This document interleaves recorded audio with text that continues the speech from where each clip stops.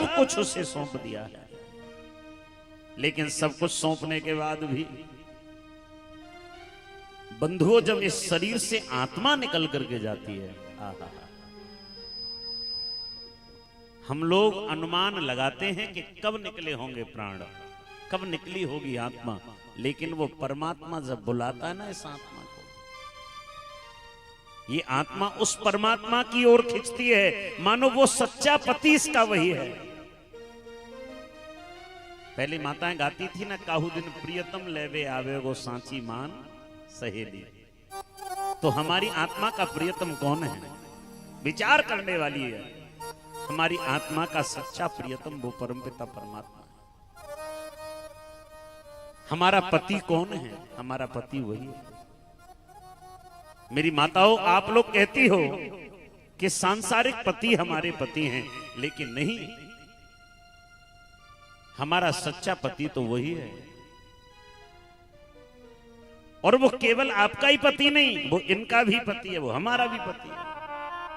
अब आप कहोगे कि महाराज पुरुषों का भी भला कोई पति होता है?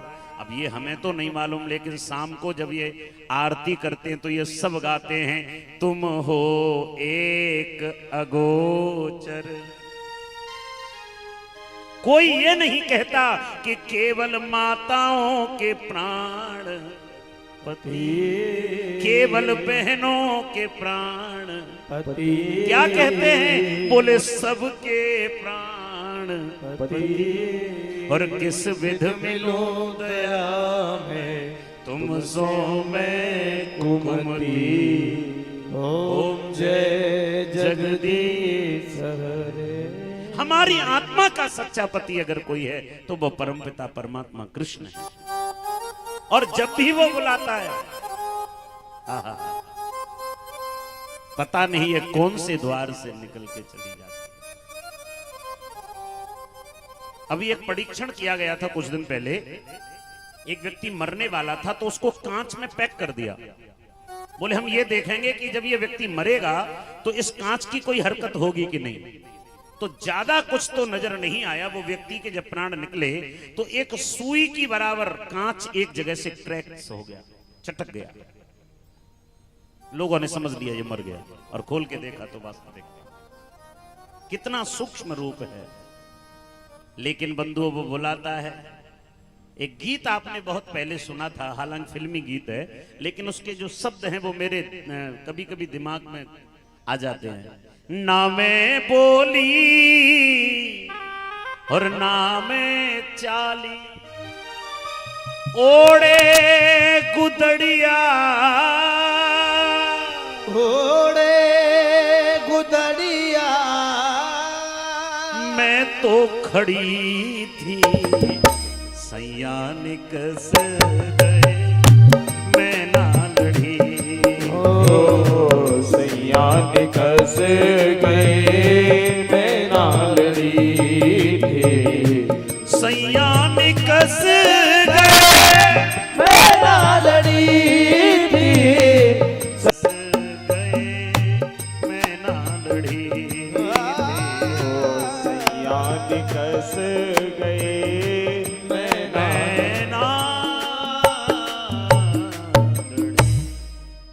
वास्तविकता में जब परमात्मा इस पत्नी को बुलाता है तो पता नहीं चलता कब छोड़कर चली जाती है। तो बंधुओं, भगवान ने हमारे शरीर के एक एक अंग को अलग अलग कार्य दिया। सुनते श्रवण, नासिका सूंघ है, कानों को सुनने का कार्य, नासिका को सूंघने का कार्य, और पग चाल चले मतवाली जमाने ये 10 दरवाजों वाली जमाने भर से। तो पांचवी बात जो यहां कही गई है वो है हमारे कान। सबसे पहला स्थान, दूसरा गान, तीसरा ज्ञान, चौथा ध्यान, और पांचवा हमारे कान। ये कान भगवान ने इसलिए दिए हैं कि इनसे भगवान की कथा सुनो, कीर्तन सुनो तो इनकी सार्थकता है। याद रखिएगा। तो बोले महाराज इस कथा का शुभारंभ कैसे हुआ? तो बताया कि एक बार नारद जी महाराज बड़ी तीव्र गति से दौड़ते जा रहे थे। नारद जी का नाम आते ही मन प्रसन्न हो जाता है। नारद कहते किसको हैं? नारम ज्ञानम ददातीति नारद, जो जीव को ज्ञान करा दे उसको नारद कहा जाता है। नारम अज्ञानम खंडयतीति नारद, जो अज्ञान का खंडन कर दे उसको नारद कहा जाता है। और हमारे ब्रजवासी तो कहें नारद, जाकी बात कबू रद्द ना होए, बाकू नारद कहें, प्रेम से बोलो राधे। वैसे नारद शब्द का एक अर्थ मेरी मति में और है, ध्यान देना। नारद इस शब्द का एक अर्थ और निकल के आएगा। ना माने नहीं और रद माने दांत। जिनके दांत नहीं रहते फिर भी इधर की उधर उधर की इधर करते, उन्हें क्या कहते हैं? लोग कहते हैं सामने भले ही ना कहें पक्का नारद है, पक्का नारद। तो ना माने नहीं और रद माने दांत, जिनके दांत न हो वो भी समझ लो। कृष्ण कन्हैया लाल की जय। तो कहा कि नारद जी महाराज तीव्र गति से दौड़ते जा रहे थे। सनक सनंदन सनातन सनत कुमार जी से इनकी भेंट हुई। इन्होंने इनको प्रणाम किया और पूछ लिया, कथम ब्रह्मांदीन मुख कुतश्चिंता तुरो भवान त्वरितम गम्यते कुत्र कुतश्चागमनम तव। कथम ब्रह्मांदीन मुख कुतश्चिंता तुरो भवान, भगवान आप कहां दौड़े जा रहे हैं? और ये आपके मस्तिष्क की रेखाएं बतानी है कि आप चिंता तुर हैं। त्वरितम गम्यते कुत्र कुतश्चागमनम तव, आप कहां से आए हैं और कहां जा रहे हैं ये तो बताइए। तो नारद जी कहते हैं, अहम तो पृथ्वी या तो ज्ञात्वा सर्वोत्तमामिति पुष्करम च प्रयागम च काशी गोदावरी तथा। मैं इस पृथ्वी को श्रेष्ठ समझकर कर इस पर आया। काशी गया, गोदावरी गया, श्वेतबंधु रामेश्वर गया, तीर्थों में गया, हरिद्वार गया, लेकिन मन में शांति नहीं मिली। मन में शांति नहीं मिली। और तो और नापस्यम कुत्रक्षरमहं मनः संतोष कारकम कलिना धर्म मित्रेणम धरेयम बाधिताधुना। अधर्म का जो मित्र है कलयुग, उसने लोगों की बुद्धि को बिगाड़ दिया है। और इतना ही नहीं, तरुणी प्रभुतागे है श्याल को बुद्धिदायक कन्या विक्रीणो लोभ दंपति नाम च कलकनम। एक मैंने बड़ी विचित्र स्थिति देखी। क्या? तरुणी प्रभुता गेहे श्याल को बुद्धिदायक। बोले कोई बुजुर्गों से नहीं पूछता, जवान लोग अपनी चलाते हैं। अच्छी बात है, अपनी चलाओ, तो कम से कम सलाह तो पिताजी से लेते होंगे, भाइयों से लेते होंगे। बोले ना, सलाह भाइयों से और पिताजी से नहीं लेते। बोले फिर किससे लेते हैं? श्याल को बुद्धिदायक। ससुराल में जाके साले साहब से पूछते ये काम कर लें कि नहीं कर लें। बड़ी विचित्र स्थिति है। तरुणी प्रभुता के है और कन्या विक्रीणो लोभ दंपति नाम च कलकनम। आज लोग कन्याओं का विक्रीकरण करने लगे। बंधुओं, पहले तो व्यक्ति ये विचार करता है कि बेटी गर्भ में ना आवे, अगर आ जाए तो परीक्षण करके उसको मरवा देना चाहता है, और फिर भी अगर रह जाए तो बहुत से पिता तो उनको भी बेच देते हैं। लेकिन ये कहां की नीति है? अगर हमने बेटियों को संसार में लाना बंद कर दिया तो ये संसार की सृष्टि रुक जाएगी। आज हम जो बेटियों के चरणों को धो रहे हैं, ढूंढने से नहीं मिलेंगी कहीं। नौ देवी में कन्या पूजन के लिए कन्या नहीं मिलेगी कहीं। कन्या विक्रीणो लोभ दंपति नाम च कलकनम। लोगों में आपस में कलह मचा रहता है। तो नारद जी ने कहा यही कारण है। बोले हां। सनत कुमार जी कहते हैं और कुछ? बोले और तो और फिर मैं जब वृंदावन की ओर गया तो मैंने क्या देखा कि वृंदावन में जब गया तो मैंने देखा कि एक युवती बैठी है, इसके पास दो पुरुष अचेत अवस्था में पड़े हैं। उस युवती ने मुझे देखते ही बुलाया, भो भो साधो छड़म तिष्टम मन चिंतामपि नाशय दर्शनम तव लोकस्य सर्वथा गहरम परम महाराज ठहर जाइए, रुक जाइए। क्या बात है देवी, कारण क्या है, कौन है आप? तो इस देवी ने अपना परिचय दिया। अहम भक्तिरितिख्याता इमौ में तनयो मतो ज्ञान वैराग्य नामानो काल योगे न जर्जरो। मैं भक्ति हूं, ये ज्ञान और वैराग्य दोनों मेरे पुत्र हैं। काल के प्रभाव से ये दोनों जर्जर हो गए हैं। बोले मैंने पहले ऐसा कभी नहीं देखा कि माता 30 वर्ष की और बेटा 50 वर्ष का। माता वृद्ध, माता यौवन और बालक वृद्ध, ऐसा नहीं देखा कभी।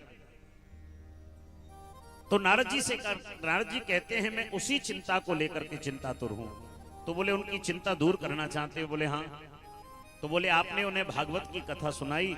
बोले गीता पाठेर मुहुर्मुहु, मैंने कई बार उन्हें गीता जी का पाठ श्रवण कराया लेकिन कुछ नहीं हुआ। बोले गीता जी के पाठ से कुछ होगा भी नहीं, आपको भागवत की कथा सुनानी थी उनको। ठीक है, गीता का पाठ करते आप, अन्य कार्यों के लिए करते, लेकिन उन्हें मूर्छा से जागृत करना है और उनकी वृद्धावस्था को दूर करना है, ज्ञान वैराग्य का बुढ़ापा दूर करना है, तो आपको उनके लिए श्रीमद् भागवत महापुराण की कथा करनी पड़ेगी। तो बोले महाराज आज से पहले कभी इससे किसी का कल्याण हुआ है? बोले एक दो का थोड़े। अच्छा आप किसी को कुछ बताओ तो कहता है प्रमाण क्या है? अब प्रमाण मांगने लगे। तो इन्होंने कहा ये मानवा पाप कृतस्तु सर्वदा सदा दुराचार रता विमार्गा क्रोधाग्निदग्धा कुटिलश्च कामिन सप्ताह यज्ञेन कलौ पुनन्तिते। बोले बहुत अच्छी बात कही। बोले आज से पहले किसी का कल्याण हुआ है? बोले हुआ है ना। बोले किसका? बोले ये मानवा पाप कृतस्तु सर्वदा, एक ब्राह्मण के बालक का। तो बोले महाराज ये कथा आप हमें विस्तार से श्रवण कराइए। तो बड़े प्रेम से हम इस कथा का श्रवण करेंगे, एक भजन का आनंद ले लें उसके उपरांत, क्योंकि पहला दिन है, कुछ लोगों को तो नींद भी आने लग जाती है।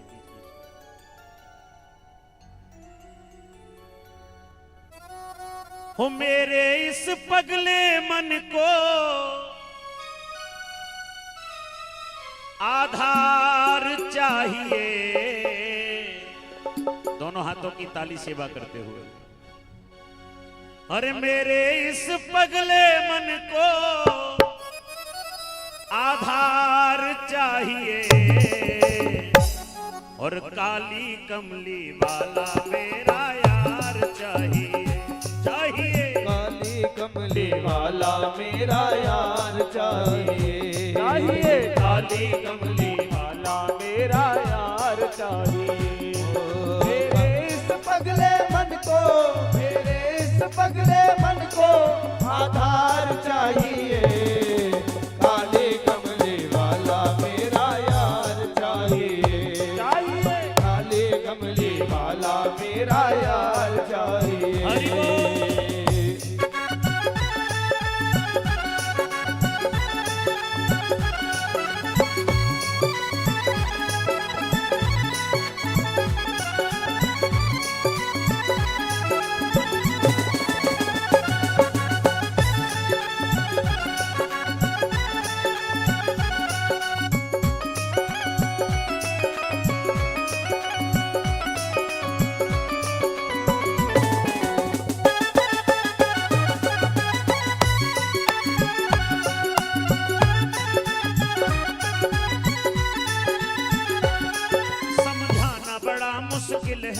समझाना बड़ा मुश्किल है, समझाना बड़ा मुश्किल है, समझाना बड़ा मुश्किल है। आखिर तो दर्द दिल है, आखिर तो दर्द दिल है। सच्चा दरबार लगा है मेरे कान्हा की महफिल है, सच्चा दरबार लगा है मेरे कान्हा की महफिल है, सच्चा दरबार लगा है मेरे कान्हा की महफिल है। वो सच्चा दरबार लगा है मेरे कान्हा की महफिल है। नैनों को बंसी वाले का दीदार चाहिए, नैनों को बंसी वाले का दीदार चाहिए, काली कमली वाला मेरा यार चाहिए, चाहिए काली कमली वाला मेरा यार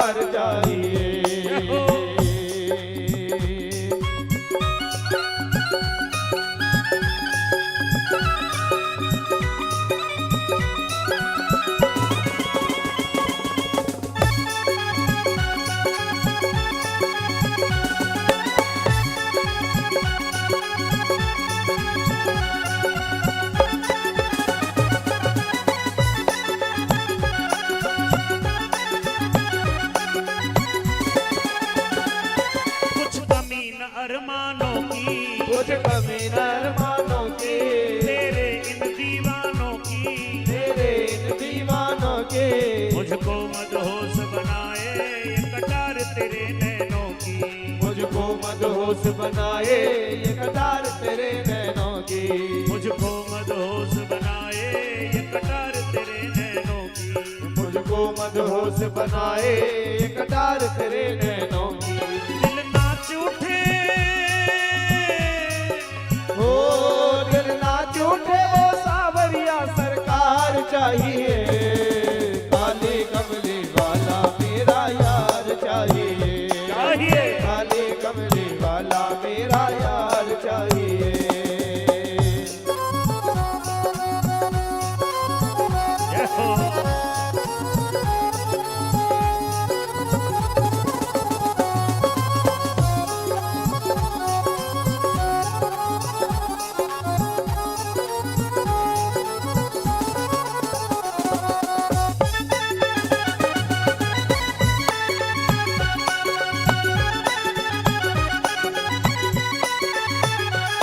जितना खिंचाव चितवन में इतना खिंचाव चितवन में होता है मेरे मन में, होता है मेरे मन में, फिरता ये दिल दीवाना उड़ जाता नील गगन में, वो फिरता ये दिल दीवाना उड़ जाता नील गगन में। हाथों में मेरे यार के पतवार चाहिए, हाथों में मेरे यार के पतवार चाहिए, काली कमली वाला मेरा यार चाहिए, चाहिए। काली कमली वाला मेरा यार चाहिए, चाहिए। काली कमली वाला मेरा यार चाहिए, वो काली कमली वाला मेरा यार चाहिए, वो काली कमली वाला मेरा यार चाहिए, चाहिए। काली कमली वाला मेरा यार चाहिए,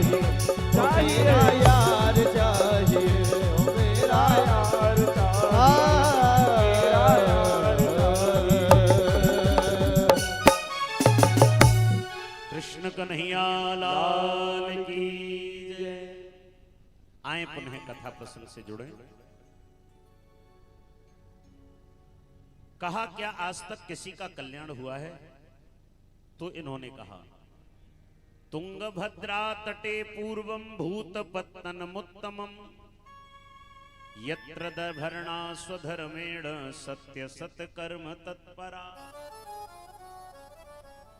बड़ी सुंदर बात कही, बड़े ध्यान से सुने। तुंगभद्रा नदी के किनारे एक नगर है, इसमें सभी वर्णों के लोग निवास करते हैं। यहां एक ब्राह्मण परिवार भी है जिनका नाम है आत्मदेव, ब्राह्मण देवता का आत्मदेव नाम है, लेकिन इनके यहां कोई संतान नहीं है। अच्छा बंधु, आपने देखा होगा अगर संतान नहीं होती तो व्यक्ति बड़ा व्यथित हो जाता है। और वास्तविकता में हमारी धन संपत्ति ऐश्वर्य का भोग करने वाला अगर कोई न हो तो वो संपत्ति किस काम की? ये ब्राह्मण देवता रोते रहते थे। एक दिन जलाशय के किनारे जाकर बैठ गए और इनके मन में आया कि अब मैं कूद कर जलाशय में प्राण त्याग दूं। श्री हरि नारायण भगवान प्रकट हो गए। ब्राह्मण देवता क्या कर रहे हो, मरना क्यों चाहते हो? तो कहा कि सुनता हूं जो नर अपने जीवन में संतान न पाते हैं, स्वयं नरक में जाते हैं, पुरखों को भी ले जाते। महाराज, मैंने सुना है कि जो व्यक्ति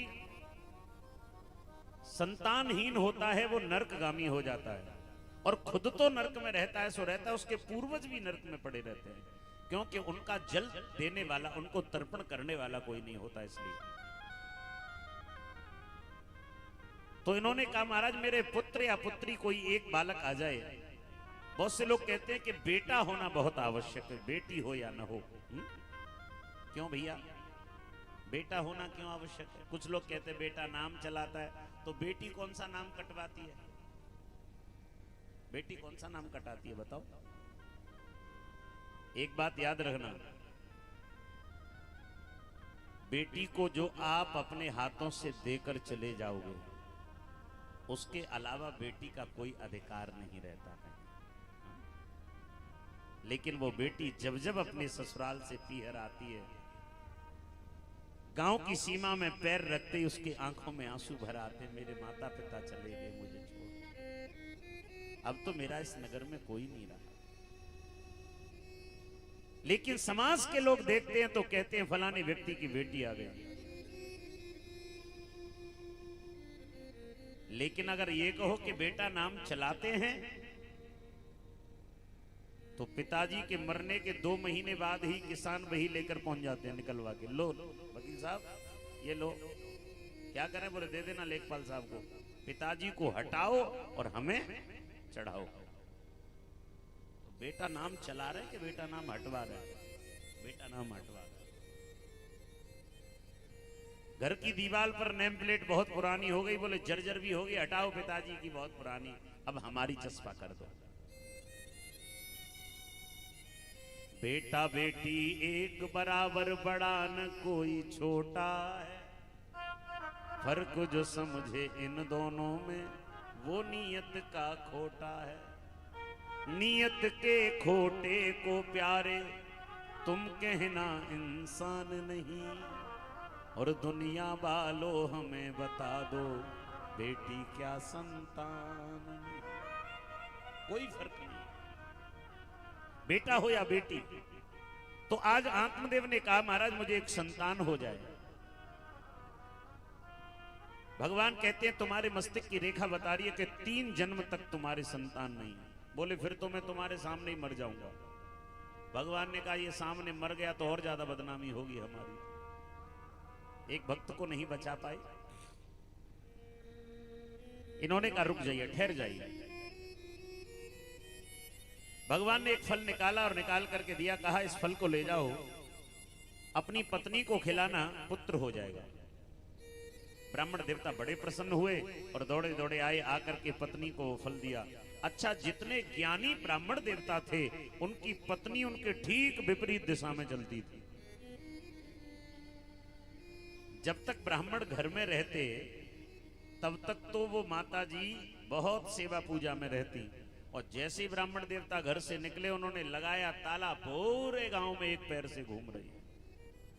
और जब पतिदेव के आने का समय हुआ तो मालूम चल गया कि 2, 4, 6 मिनट में घर में आने वाले हैं, तो एक पैर से जल का लोटा हाथ पैर लेकर खड़ी हो जाती। पतिदेव कहते देवी कब से खड़ी हो? बोले हो गए 3-4 घंटे, हमें क्या पता कब आओगे। पतिदेव बड़े प्रसन्न होते, इतना आदर करती है मेरा, मेरे लिए इतना समर्पित भाव से हैं। लेकिन मेरी माताओं, एक बात मैं आपसे जरूर कहूंगा, पति हमारे परमेश्वर के स्वरूप होते हैं। कभी पति के साथ में छल मत करना। अगर आपने पति के साथ में छल कर दिया तो निश्चित हमारा गोविंद हमसे रूठ जाएगा, नाराज हो जाएगा। आप बड़ी सौभाग्यवती नारी हैं, मेरी माताएं ध्यान दें, आप सभी बड़ी सौभाग्यवती हैं कि आपको इस भारत की भूमि पर जन्म मिला है। ये हम उस भूमि के वासी हैं जहां नारी को देवी और पुरुष को परमेश्वर कहा गया। और किसी देश में नारी को देवी नहीं कहा जाता। मैं गया हूं विदेश में कथा करने, मुझे विदेश में भी कथा करने का अवसर मिला है, आउट ऑफ कंट्री। मैंने वहां देखा कोई नारी, किसी नारी को देवी नहीं कहा जाता और किसी पुरुष को परमेश्वर नहीं कहा जाता। हाँ जी, अगर वहां की सभ्यता को देख लोगे तो धिक्कारोगे वहां के लोगों को, और सौभाग्य मानोगे अपना कि हमें भारत में जन्म मिला है। याद रखिए। लेकिन ये नारी पति के साथ में छल करती है और पति परमेश्वर हैं, तो भगवान तो कहते हैं निर्मल मन जन सो मोहे पावा, और मोहे कपट छल क्षेत्र न भावा। जिसका मन निर्मल है, जिसका मन पवित्र है, शीतल है, भगवान भी उसी को प्रिय लगते हैं। भगवान का भी वही प्रिय है। लेकिन मैया छल करती है, पति देव को नहीं पता। पति देव ने ला करके वो फल दिया और कहा देवी इस फल को तुम खाओगी तो पुत्रवती हो जाओगी। पुत्र नहीं होता तो व्यक्ति 2-4 वर्ष रोता है, होकर मर जाए तो 10-20 वर्ष रोता है, लेकिन बंधुओं पुत्र होकर निश्चित नहीं है पुत्र ही बना रहे। अगर कुपुत्र निकल जाए तो माता पिता को जिंदगी भर रोना पड़ता है। मैया को ला करके वो फल दिया, मैया ने फल लिया और मैया कहती है कि क्या पुत्र होगा? बोले हाँ। अब मैया सोचती है फल भक्षेण गर्भस्याद गर्भेणोदर वृद्धिता स्वल्प भक्षम ततोर शक्तिम गृह कार्यम कथम भवे। अब देखिए कैसे विचार आने लगे उस नारी के मन में। फल भक्षेण गर्भस्याद गर्भेणो दर वृद्धिता, मेरे उदर की वृद्धि होगी जब मैं फल का भक्षण करूंगी तब। स्वल्प भक्षम, अगर मेरे गर्भ में बालक आ गया तो भोजन कम करने को मिलेगा। ततोर शक्तिम, मेरे शरीर की शक्ति चली जाएगी। गृह कार्यम कथम भवेत, घर के कार्य कौन करेगा? और कदाचित मेरे घर में मेरे गर्भ में अगर बालक आ गया तो मेरे घर में मेरी ननद आ जाएंगी। ननदों का बड़ा डर लगता है साहब। मेरे घर में मेरी ननद आएंगी और मैं तो प्रसूति का गृह में पड़ी रहूंगी, सारा माल ढो कर ले जाएंगी। ये बड़ी डरती हैं भाभियां ननदों से। इसके मन में उल्टे सीधे विचार आने लगे, और जब उल्टे सीधे विचार आने लगे इतने में इसकी एक बहन आ गई। उसने आके कहा बहन क्या बात है, क्यों दुखी है? बोले देखना मेरे पति ये फल लाए और कहते हैं इसको खाओगी तो पुत्र होगा। पुत्र होगा? बोले हाँ। बोले काय को बावली हो रही है, फलों से कहीं संतान नहीं होती। फलों से संतान होती तो ये वृक्ष अमरूद और पपीता ये लटके या पुत्र लटक रहे होते। बावली ला इस फल को, मुझे तुझे पुत्र चाहिए, मैं दे दूंगी तुझे पुत्र, इस फल को मुझे दे दे। अब फल को दे दिया महाराज। जैसे ही फल को दिया है, फल को ले जाकर के गौ माता को खिला दिया। भगवान के हाथ का प्रसाद है, किसी साधारण नारी के गर्भ में थोड़ी जाएगा। हाँ? लेकर के महाराज गई। कुछ दिनों के बाद बहन के पुत्र आया, उसको लेकर आई और पति से कह दिया कि मेरे पुत्र हो गया। फिर से छल कर दिया। ब्राह्मण देवता बड़े प्रसन्न हुए। कुछ समय के उपरांत गौ माता ने भी एक बालक को जन्म दिया। वैसे तो गाय बच्चे को जन्म देती है, आज बालक को जन्म दिया। अब आप कहो कि बच्चे और बालक में कोई भेद है क्या? भाई बालक, हम किसी पशु के बच्चे को बालक नहीं कहते। कभी कहता है कोई कहता है कि हमारी भैंस ने बालक को जन्म दिया, हमारी बकरी ने बालक, नहीं, हमारी भैंस ने बच्चे को जन्म दिया। लेकिन जब किसी मनुष्य के बच्चा होता है तब कहते हैं हमारे घर में बालक आया है। तो गौ माता ने बालक को जन्म दिया जिसके कान गौ माता की तरह थे। और गौ माता जैसे कानों को देख करके ब्राह्मण ने कहा गौकर्ण आ गया हमारे घर में। तो बोलिए गौकर्ण भगवान की जय। जयकारा बहुत कंजूसी से लगा रहे हो, भूखे हो क्या आज? हा? भूखे तो नहीं लग रहे हो भाई। गज की टेर द्वारका पहुंची। कहां पहुंची? द्वारका। समझ लो तब भगवान आए थे और तुम्हारी मेरे पास तक नहीं आ रही। बिहारी जी कैसे आए? कृष्ण कन्हैया लाल की जय हो। हाँ, जयकारे में कभी कंजूसी न हो। जयकारा नहीं लगाते। ये कीर्तन और जयकारा क्यों कराया जाता है बीच बीच में, मालूम है? इसका एक कारण है। जिस समय कुंभकर्ण को मार दिया था भगवान ने, उस समय कुंभकर्ण की पत्नी का नाम है निद्रा देवी। वो निद्रा देवी आ गई। निद्रा देवी ने कहा राघव तुम्हारे वैकुंठ पे अगर ताला नहीं लगवा दिया तो मेरा नाम निद्रा देवी नहीं। राम जी बोले तुम हमारे वैकुंठ में ताला कैसे लगवाओगी?